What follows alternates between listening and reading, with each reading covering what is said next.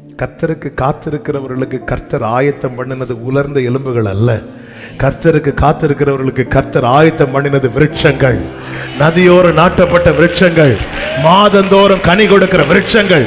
ஆனா சில அனுபவத்துல கர்த்தர் நடத்துவார். இதை கண்டாயா, இதை கண்டாயா அப்படி கேட்டிருந்தா எசேக்கியேல் கேட்க மாட்டாரு. ஆனா நம்ம வாய் சும்மா இருக்காது.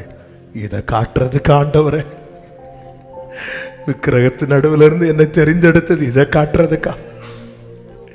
ஆவே ஆண்டவரே, அந்த பாரம்பரியத்திலிருந்து என்னை வெளியே கொண்டு வந்தது இதை காட்டுறதுக்கா?